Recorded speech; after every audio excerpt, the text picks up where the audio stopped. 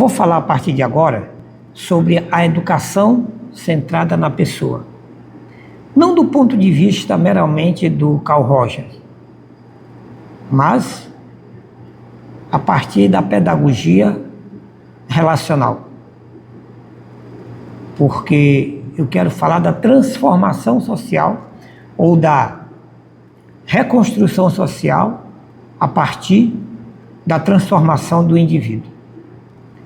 E neste sentido, eu vejo a educação como uma missão.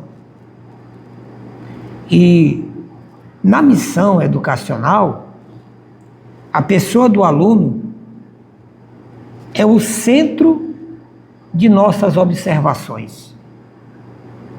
Dedicação e desafios. O que ocorre? Toda tentativa de formar pessoas sem o foco na centralidade da existência do aluno é em vão. Por quê?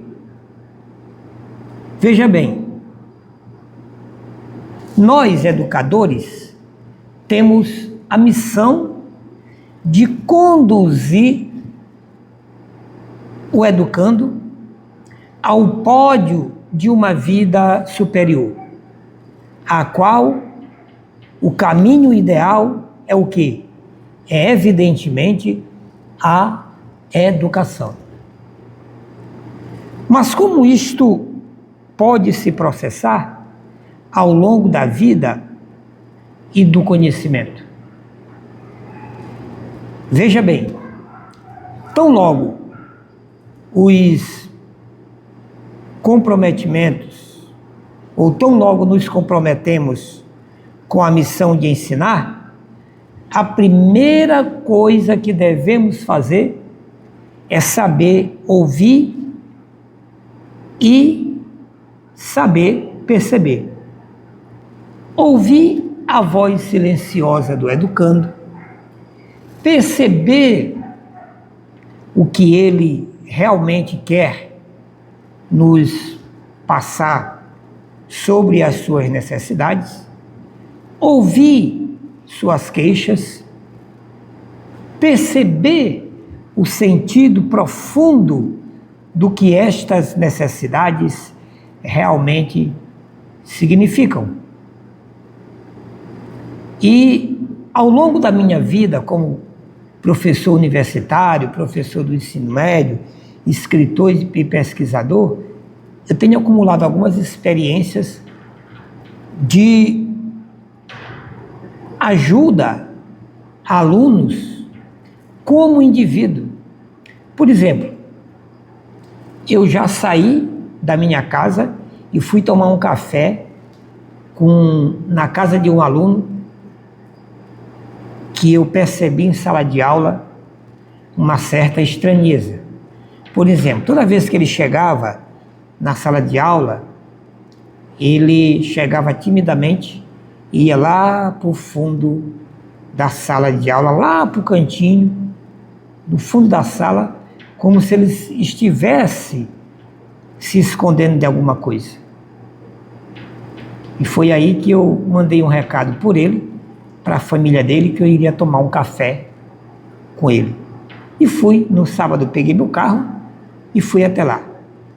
Cheguei lá, eles já estavam me esperando com café, com suco, com bolo, cuscuz, que aqui no Maranhão são coisas de excelência, né? E aí, ouvindo a avó dele, a mãe dele e o pai, eles me contaram a história que eu não vou relatar completamente aqui devido ao tempo, mas ele tinha algo escondido na personalidade dele que nunca tinha sido revelado por ninguém e ele tinha vergonha de falar para a família, tinha medo. Esse problema dele tinha a ver com a homossexualidade. E aí eu ouvi a família, ouvi a mãe, ouvi as histórias dele, do comportamento dele, como ele se comportava na escola anterior. E a partir daí eu passei colocar ele bem na frente da sala, pertinho de mim, e toda vez que eu dava aula, eu colocava a mão no ombro dele, me reportava a ele, me dirigia a ele, e fui quebrando aquela timidez dele, do meio para o fim. Depois de algumas semanas, ele já começou a opinar. E para encurtar a conversa, hoje, esse aluno se formou, fez universidade e é um dos coordenadores da educação no município de Alcântara. Quer dizer, a pedagogia relacional centrada na pessoa, que é um pensamento que eu desenvolvi no meu livro Por uma Pedagogia Existencial, publicado em 2010 pela editora Arte Editorial, ajudou este aluno a superar as dificuldades que ele tinha com algo que estava impregnado na sua personalidade. Então, a partir daí, eu passei a desenvolver um estudo profundo sobre a pedagogia centrada, a educação centrada na pessoa, a partir de uma pedagogia relacional. O que é a pedagogia? A pedagogia é a ciência da educação. Então, ela é um instrumento de transformação. Que além de pedagogo, professor e jornalista, eu também sou assistente social. Então, eu faço um estudo social, uma perícia, eu faço um aprofundamento dentro da psicoterapia, né? Como psicanalista, eu entro na alma dos meus pacientes e consigo olhar o que está dentro dele, o que está, às vezes, dificultando a relação dele com a família, com a sociedade, com as pessoas e, às vezes, com ele mesmo. Quer dizer, tão logo nos comprometemos com a missão de ensinar, eu falei e vou repetir. A primeira coisa que devemos fazer é saber ouvir e perceber. Ouvir a voz silenciosa do educando. Perceber o que ele realmente quer nos passar sobre as suas necessidades. Ouvir suas queixas. Perceber o sentido profundo do que esta necessidade realmente significa.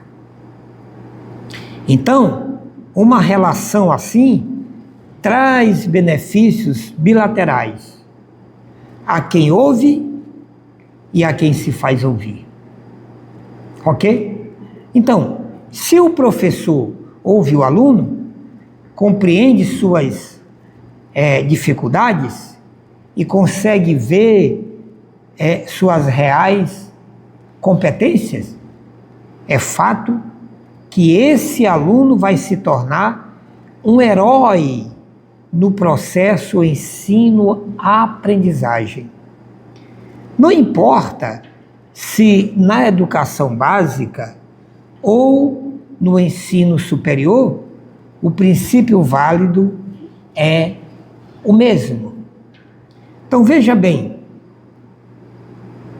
a pedagogia pode compreender, se quiser, que a essência humana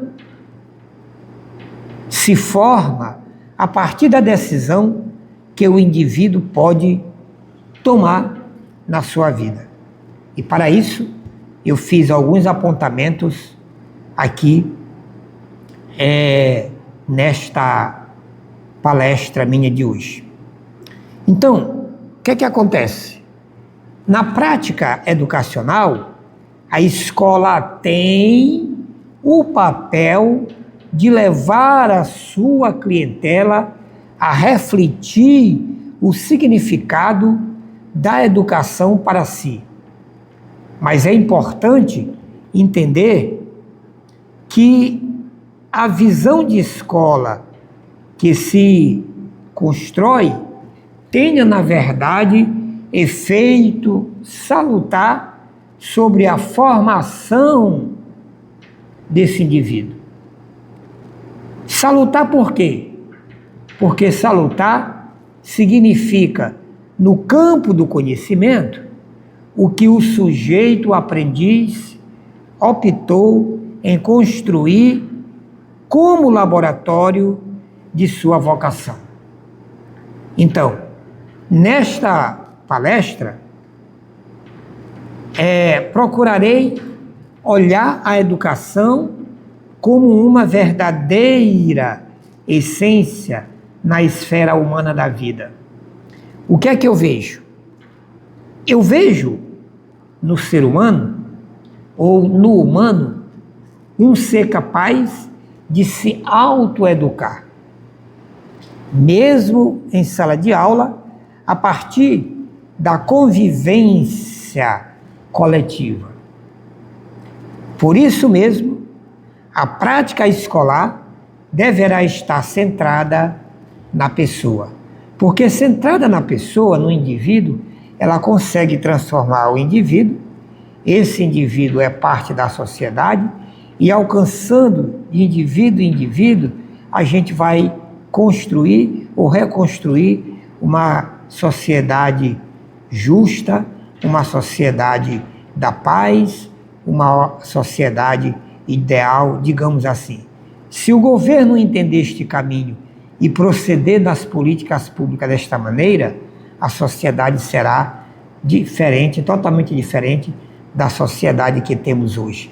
Uma sociedade de tráfico, uma sociedade profundamente alicerçada na violência e que dá trabalho para o governo, entende? E muitas políticas, muitos governantes tiram proveito disto. Então, por isso mesmo, a prática escolar deverá estar centrada na pessoa.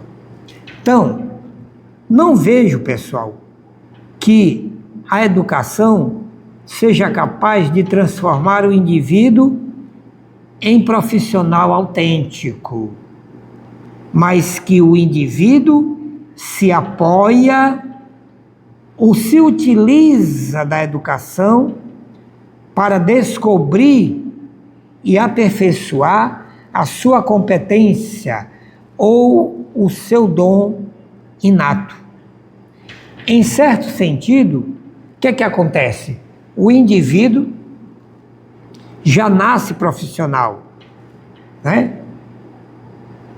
Trazendo dentro de si tendência vocacional inata.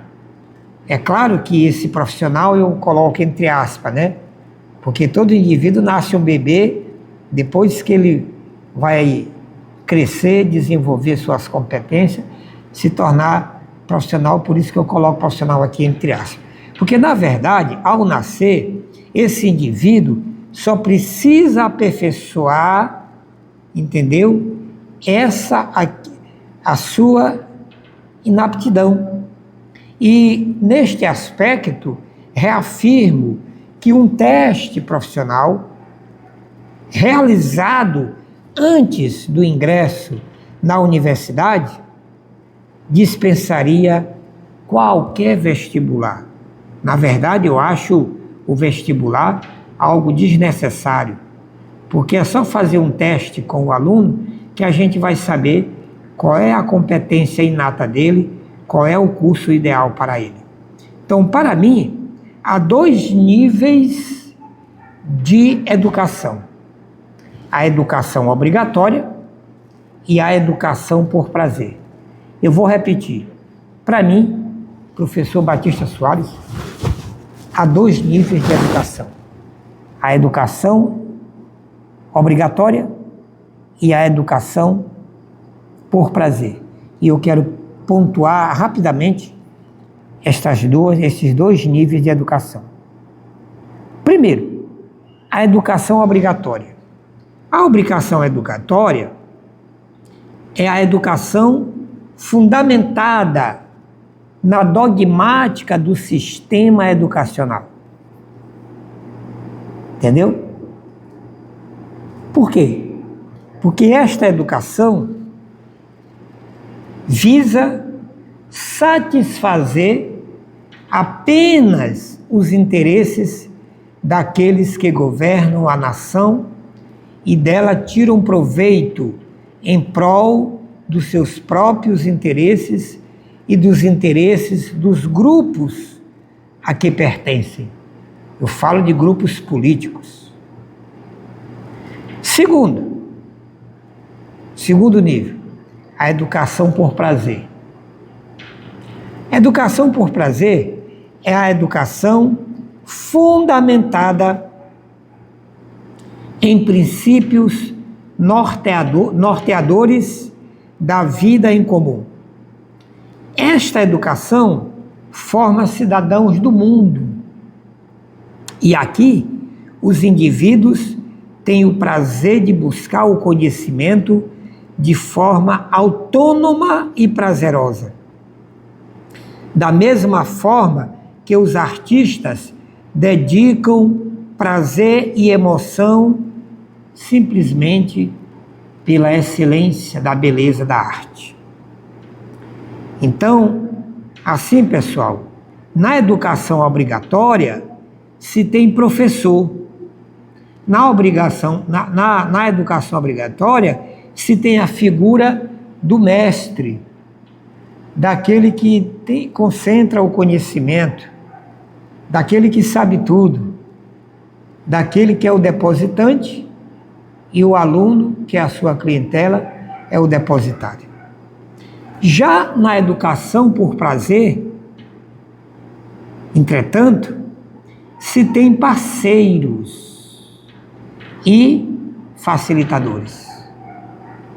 Quer dizer, professor e aluno são parceiros na construção do conhecimento que vai alcançar este indivíduo individualmente, que vai transformá-lo, e este indivíduo, com as suas habilidades e competências, inserido na sociedade, vai ajudar a construir e, por vezes, reconstruir a sua comunidade e, consequentemente, a sociedade evolutivamente. Então, todos são, ao mesmo tempo, educadores e educandos na contínua caminhada pela busca do conhecimento. Então, isto aqui é muito importante. Por quê? Porque na educação por prazer, o indivíduo nunca será um mero repetidor de atividades aprendidas. Não. Mas será sempre um fazedor de sentidos e construtor de significados. Eu disse fazedor de sentidos e construtor de significados. Enfatiza-se, então, aquela jovem mãe que se dedica a cuidar do filho simplesmente pelo prazer de ser mãe. Ou o sentimento do pai de família dedicado que sai todos os dias às 5 horas da manhã para o trabalho durante meses e anos simplesmente pelo prazer de ter uma família feliz. Uma educação por prazer levará em conta, sim, a felicidade do indivíduo, apesar dos males existenciais. Reflete o bem da natureza, mesmo sendo ela agredida de 1001 maneiras. Bem como a flor que aparece no jardim mal cuidado. A árvore que dá frutos mesmo não sendo regada. A floresta que produz, mesmo sendo devastada. Os pássaros que semeiam, embora estando em extinção. o sol que alimenta a vida, apesar dos motivos que levam o aquecimento global, o que elevam, né, o aquecimento global, a criança que sorri, apesar dos maus tratos, a jovem menina que lapida sua vaidade, embora sendo prostituída, e finalmente tudo vai caminhando assim. Então, a educação por prazer pode construir o bem de todos, sobre todos e para todos, desde que se exerça a prática educativa centrada na pessoa. Dentro desta temática, a educação centrada na pessoa, como instrumento de construção social a partir da transformação do indivíduo, eu quero falar de alguns princípios de pedagogia relacional. É claro que eu passaria o dia inteiro falando sobre isso, então eu vou ter que resumir bastante aqui, devido ao tempo que eu tenho nesta palestra. Então, a gente trabalha, eu, por exemplo, trabalho com esta educação por princípio, tanto no ensino médio, quanto na universidade. Então, um dos princípios que eu levo muito a sério aqui é a competência. Competência quer dizer o professor e as habilidades relacionais. E para isso, o professor tem que estar trabalhado dentro de si. Veja bem, a educação no Brasil sempre passou por problemas gravíssimos, principalmente nas salas de aula, onde se dá o encontro na prática entre professor e aluno para o processo de ensino-aprendizagem, né? Isto a gente sabe, todo professor sabe disso, todo educador sabe disso. Ok? Então, o problema, muitas vezes, se dá porque, em sua grande maioria, os professores reconhecem questões elementares de psicologia no relacionamento com seus alunos. E aí, pessoal, competência é exatamente aquilo que o professor consegue desempenhar em sala de aula a favor do aluno. Para quê?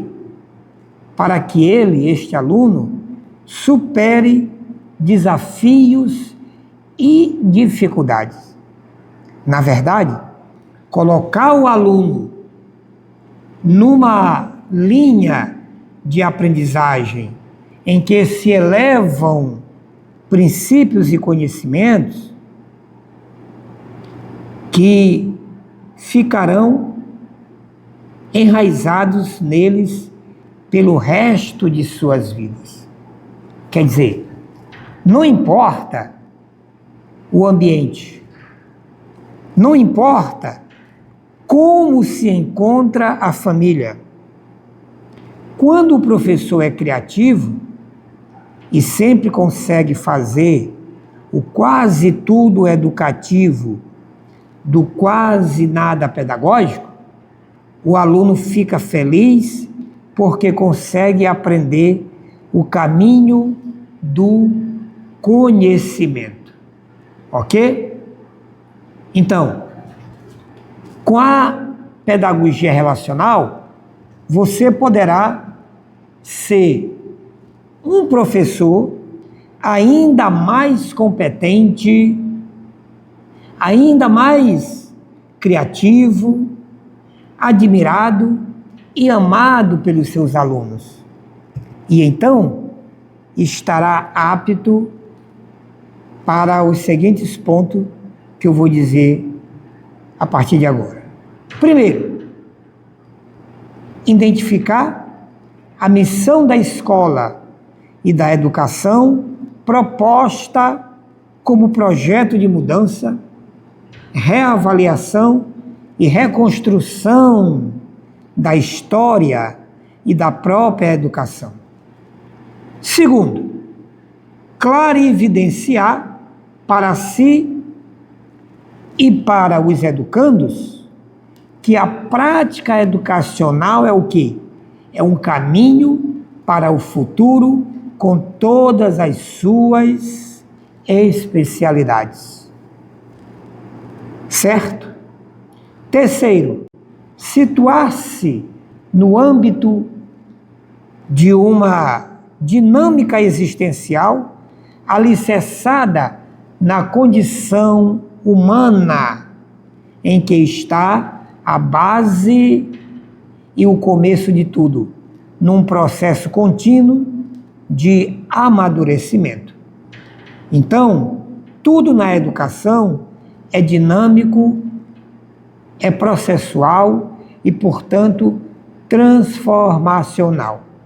Ok? Terceiro, compreender que a prática educacional engloba múltiplas dimensões, as quais levam o homem à universidade da experiência pessoal nas relações e contextos sociais. Quinto ponto que eu quero colocar aqui é no que diz respeito a experimentar a socialização da integridade de componentes sociais, psicológicos, afetivos, sexuais, morais, espirituais e intelectuais de sua personalidade, superando a priori a fragmentação, os reducionismos e o vazio existencial. E sexto ponto, conduzir seus educandos a entenderem que, desde a mais tenra infância, é preciso absorver princípios fundamentais, como respeitar o próximo, controlar seus impulsos e afetos, assimilar padrões de comportamento ético-moral. Quer dizer, temos que entender uma coisa: respeitar o próximo é respeitar a nós mesmos. Que quando você respeita o próximo, você emite uma mensagem para este próximo: eu te respeito porque eu quero respeito, eu gosto de respeito, eu aceito respeito, eu convivo bem com o respeito. E assim, pessoal, o que é que acontece? A elaborar uma escala de valores onde a verdade, a honradez, a honestidade, a gratidão, a urbanidade, o direito, a justiça e virtudes semelhantes tenham primazia. Ok? Então, a maioria dos profissionais da educação se volta apenas para o conteúdo de sua disciplina, ignorando princípios comportamentais e afetivos de absoluta importância para o desenvolvimento humano e suas relações. Além disso, por outro lado, a realidade social pode ser alterada beneficamente a partir de uma prática educacional interveniente no sentido de debater a história local, a geografia ambiental e as políticas de interesses públicos e privados. Ok? Agora, temos um 7º ponto aqui. Qual é? Levar seus alunos a aprenderem o valor do trabalho, da solidariedade e da partilha. E esse chama um outro ponto, né? Que seria o 8º ponto. Entendeu? Que é oportunizar a seus alunos o conhecimento reflexivo no sentido de que eles possam desenvolver aptidões para a arte, para a cultura, para o esporte e para apurar a sensibilidade estética do senso crítico no âmbito sociofamiliar a partir dos valores veiculados. Então, uma outra questão que eu queria entrar aqui é o seguinte: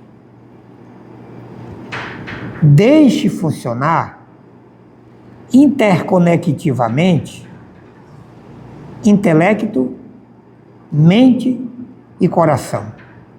O professor inteligente vai trabalhar exatamente nesta dimensionalidade. Se não considerar o magistério uma missão, dificilmente o professor alcançará êxito na profissão que escolheu, que é a de professor. E quando se encara o magistério como uma missão, quando é que isto acontece? Quando se levam em conta as proposições seguintes que eu vou falar agora. Primeira proposição que eu quero colocar aqui é que a conduta pedagógica deverá ser pautada não só na leitura da vida e na experiência profissional, mas também deverá ser fundada na experiência espiritual como uma virtude da existência. Isto será possível se o professor aderir de coração aos valores transcendentais da vida e da humanidade. Quer dizer, nas motivações da vida e na visão da vida e das coisas existentes. Por este caminho, a dimensão espiritual, fonte de inspiração, leva o professor a desejar fazer sempre, sabe o quê? O bem do outro. E este outro é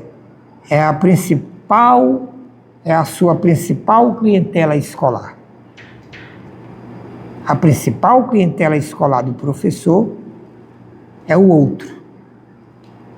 O outro em diálogo com o outro. Nessa questão de espiritualidade, eu já fui questionado por colegas profissionais, né? Quando eu uso a palavra espiritualidade no contexto da pedagogia relacional. E aí eu disse para uma psicóloga amiga minha: você é psicóloga, mas não estudou direito o mapa do cérebro. Porque Um dos cérebros humano, da inteligência humana, é a espiritualidade. Nós temos a inteligência biológica, que é aquela que é desenvolvida no ventre da mãe, a partir de que o feto é gerado, inteligência biológica. Temos a inteligência emocional, que consegue a ser percebida a partir do nascimento da criança. Temos a inteligência psicológica, que é aquele cérebro que vai dar maturidade à inteligência emocional, né? E temos a inteligência cognitiva, que é o cérebro da aprendizagem, e temos a inteligência espiritual, que é o cérebro, né, da existencialidade, quer dizer, da busca do encontro do ser humano com o sagrado. Então nós temos 5 cérebros inteligentes, e tudo está lá no mapa do cérebro. Quando você vai estudar o mapa do cérebro, está dentro do sistema límbico, junto com com a inteligência emocional, com a sexualidade, está lá, né? O cérebro espiritual, o cérebro inteligente da espiritualidade. Então, por isso que na pedagogia relacional, que eu desenvolvo no meu livro Por uma Pedagogia Existencial, eu trabalho tanto com meus pacientes na psicanálise, quanto também com meus alunos na minha relação com eles. Ok? Relação pedagógica. Muito bem. Então, outro ponto que eu quero trazer é que deve haver clareza na nossa vocação profissional.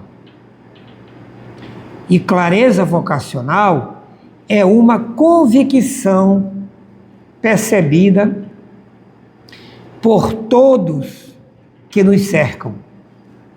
Quer dizer, há especificidades e, em razão disto, o aluno logo perceberá nossa missão e então se sentirá persuadido.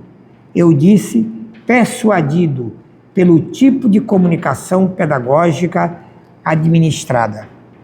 Ok? Então, transmitir conteúdo versus administrar conhecimento. Transmitir conteúdo versus administrar conhecimento. É uma habilidade. Então, transmitir é jogar. Transmitir é atirar algo. Ok? Administrar é conduzir algo ou alguém ao processo e explicitar o que fazer com ele. Administrar conhecimento é, portanto, troca de informação. Eu dialogo com meus alunos sobre suas habilidades e dificuldades e o que é que ocorre? Neste processo, eu administro o conhecimento com ele e então o conduzo à compreensão do que fazer com o conhecimento que ele adquiriu. Ok? Outra coisa, outro ponto importante é a identificação afetiva com o grupo discente, como um sentido verdadeiro de família. Na cultura brasileira, as pessoas têm extrema dificuldade de aceitar o outro como família. Haja vista não haver um ensinamento do sistema social neste sentido. No entanto, a fraternidade, longe de ser um sentimento meramente religioso, é um princípio universal, ok? E deve ser cultivado diariamente nas nossas relações de trabalho, na relação escolar, na relação comunitária, nas relações corporativas ou institucional. Quer dizer, este princípio, na verdade, promove a paz. Este princípio é que promove o diálogo harmonioso e a vida em comum entre as pessoas no mundo.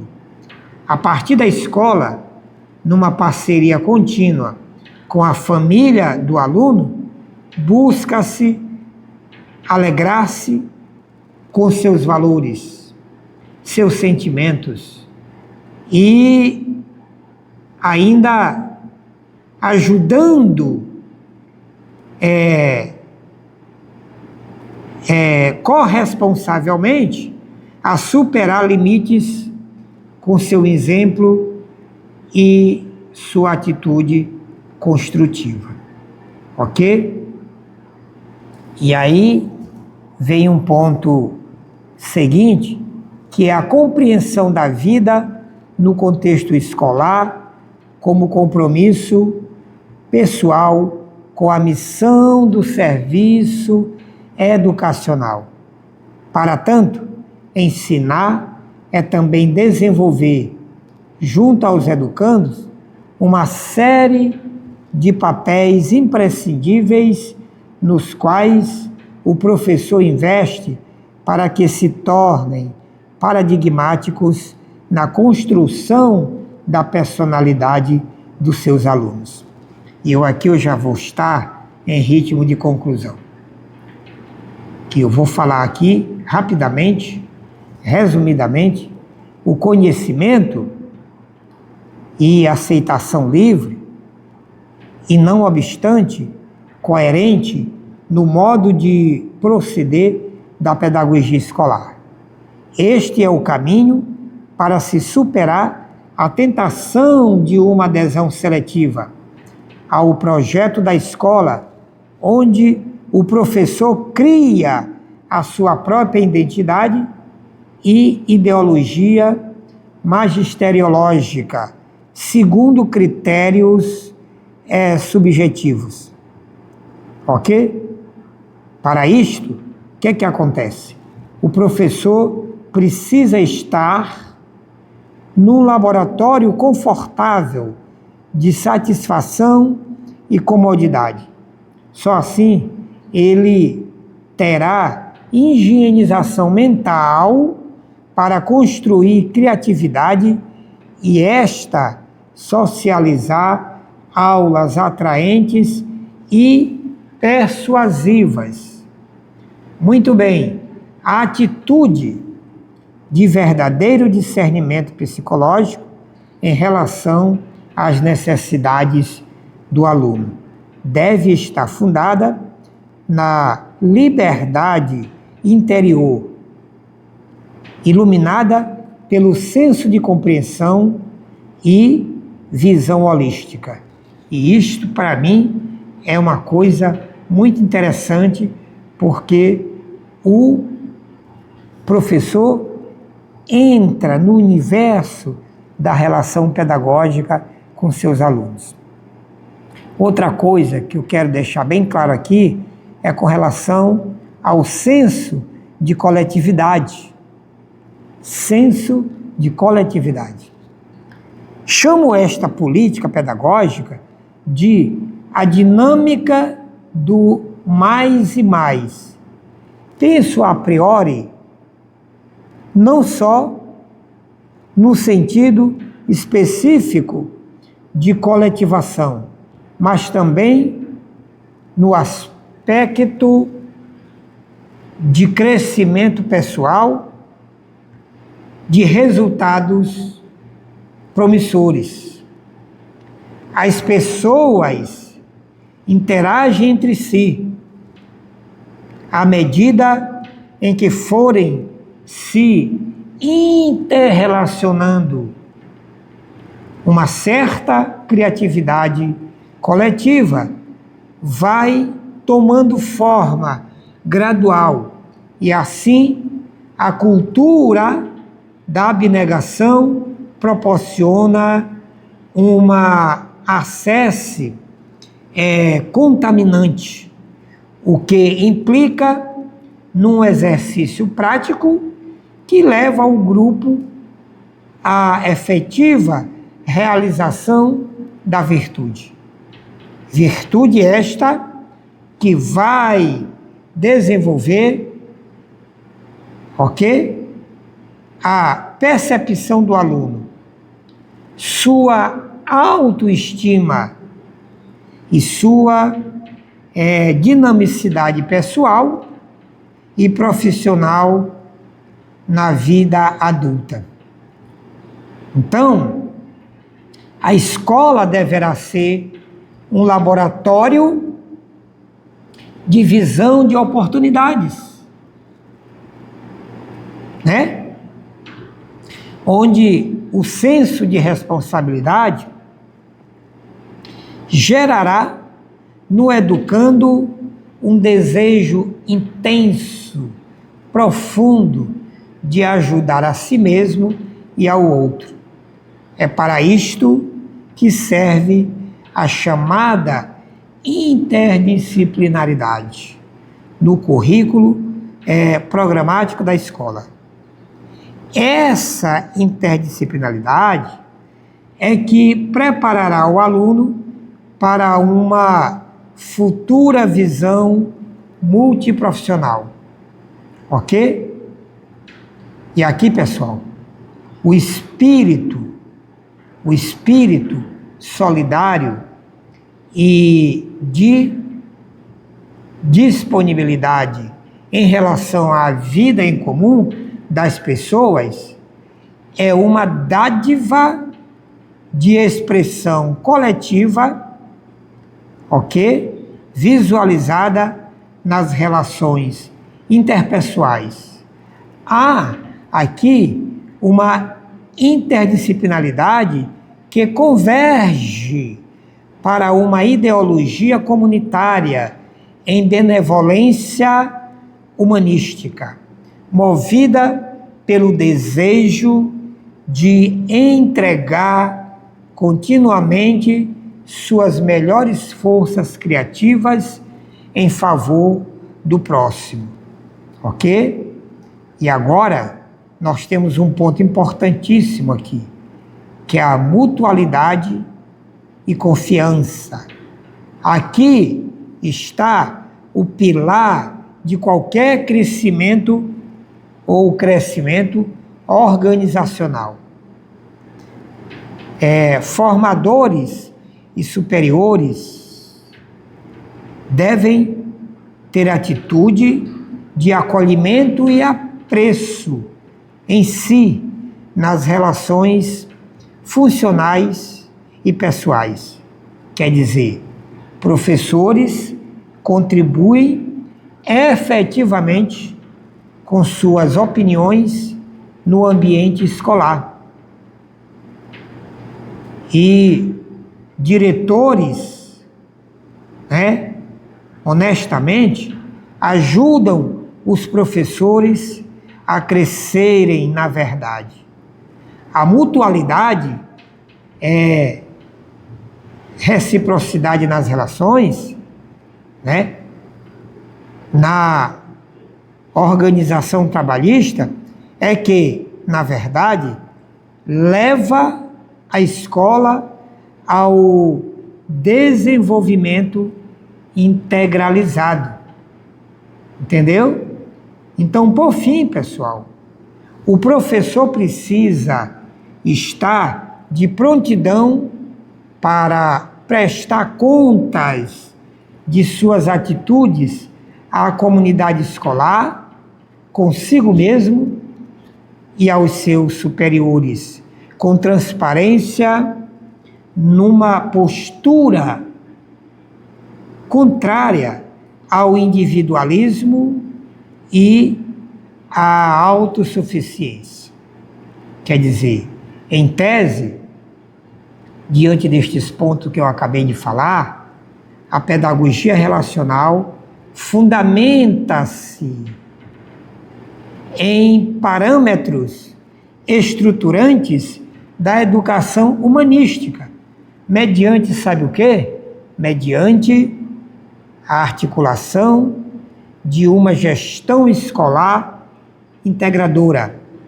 Será conveniente, neste sentido, a interconexão de todos os paradigmas educacionais no contexto da existência humana, que ajudam o aluno na sua caminhada de futuro. E isto por toda a vida. Quer dizer, os elementos